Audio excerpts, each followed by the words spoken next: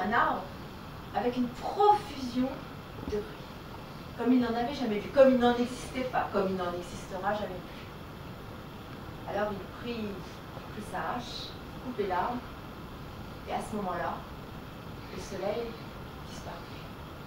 Le ciel se remplit de nuages lourds, et un immense oiseau tout noir, dont les deux ailes touchaient l'extrémité, touchaient l'horizon aux deux extrémités, un immense oiseau tout noir s'empara de l'arbre de riz. Et le pauvre, qui en un instant voyait disparaître tout son travail, tout son labeur, s'accrocha désespérément à l'arbre de riz. Alors l'oiseau s'envola dans le ciel avec l'arbre et le pauvre accroché à l'arbre. Et ils volèrent un temps infini, et à un moment donné, l'oiseau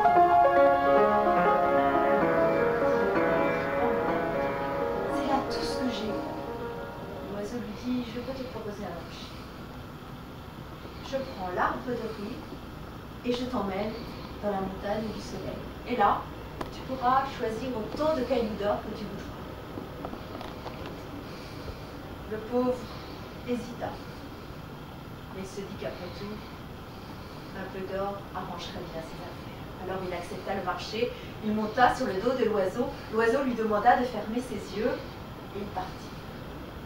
Ils volèrent un temps infini et tout à coup, le pauvre sentit qu'il commençait à descendre. Et là, quand il ouvrit les yeux, il les referma aussi. Le pauvre s'habitua peu à peu à cette clarté éblouissante.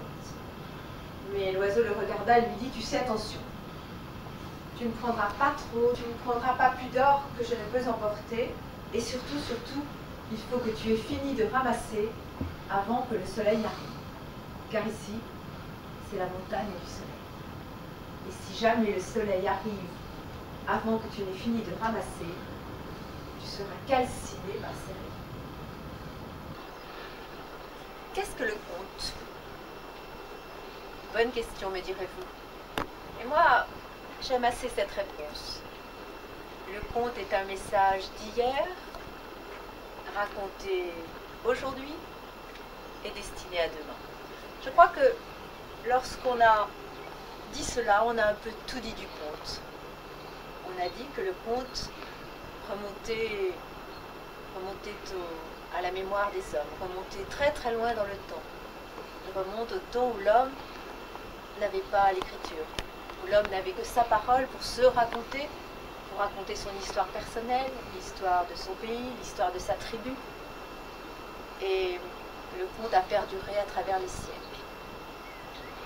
On le raconte aujourd'hui. Aujourd'hui, c'est dire que on le raconte à sa façon. Le conteur n'est pas obligé de... Le conteur a, pour lui, toute la fantaisie, toute l'imagination qui peut transformer le conte et qui le transforme. Et il le raconte pour demain. C'est-à-dire que le conteur, quand il raconte, a toujours dans l'esprit que son histoire, son message va passer lui aussi à travers le temps. Que ceux qui l'écoutent ont envie de raconter, peu importe s'ils ne racontent pas eux non plus, sa vérité.